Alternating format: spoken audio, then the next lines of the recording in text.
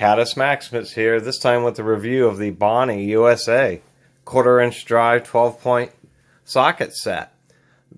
Bonney has not, they were shut down, or their namesake ceased in about the mid or so 1990s.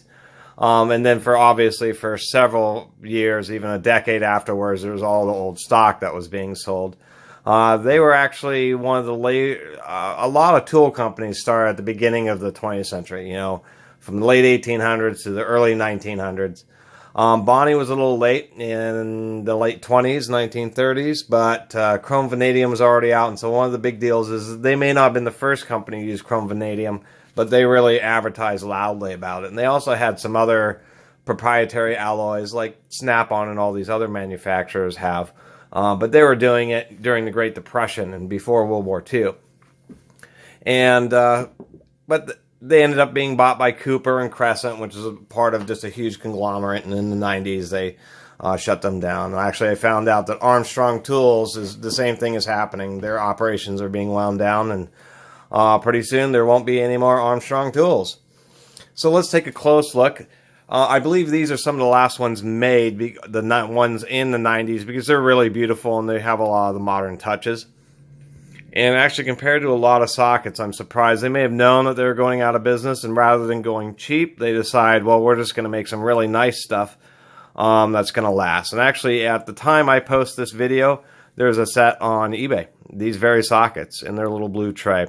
But if we look, we can actually see that they're fluted. They're not multifaceted, but they are certainly fluted. One thing that's interesting, and we can almost see, is it almost looks like they over-polished the socket. Well, they didn't. It's been chrome plated as one of the last operations. The final operation is actually stamping. And the chrome is extremely thick on these sockets, so much that it's actually chrome that is kind of melted over on the inside. And if we take a real close look at some competing sockets here, such as this Proto 12-point, or this Snap-on here, we can just see that rounding on the Bonney isn't from polishing. It's just simply the chrome is extremely thick on it. And that's one surprising aspect of them. The other thing is that the drive side is also fluted. You can see that there's clearly rounded cutouts in the corners to offset the load more towards the center. And this isn't a very old Snap-on. This is a newer one with a newer font and everything. The same deal with this Proto.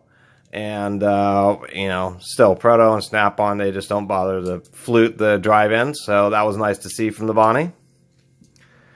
And you can also see on the inside that they're not clear broached. They were made using an older process without blind broaches, such as these, the Snap-on and Proto, where it doesn't have that ring and metal that's been pushed down. Another thing to mention, if we grab both of these sockets, which are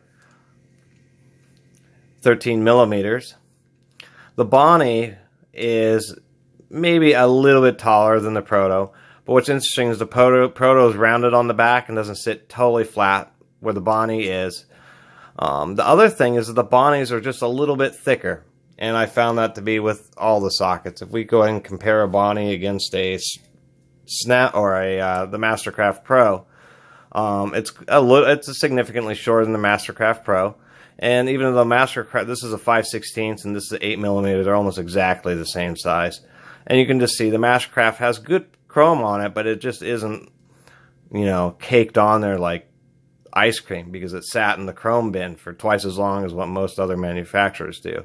And it's kind of hard to tell in the camera, but you can definitely tell that the chrome has a lot more luster. The sockets are also a little bit heavier just because they're not clear broached, and because they're a little bit thicker.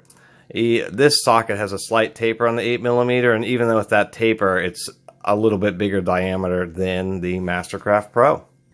So anyway, these do show up on eBay. I actually found these at a thrift store, amazingly enough. It was just a tiny little socket set sitting on the shelf, and they were Bonneys. And so they were beautiful. One other nice thing I forgot to show is how good the roll stamping is. The roll stamping on the Bonneys always seem to be, every socket's just like this. They really did a good job of the roll stamp. Anyway, you can definitely find these. And if I found these at a thrift store out of all places, Pretty lucky, they were hardly used. And eBay. I also found a few sites on Google, so there's sites still selling old stock of Bonney tools. I highly recommend them, and part of the big deal is them with their high-strength sockets. I mean, in the late 20s, they were advertising wrenches, the first wrenches that are guaranteed to either strip or break the fastener rather than having the wrench break. So it was a big deal.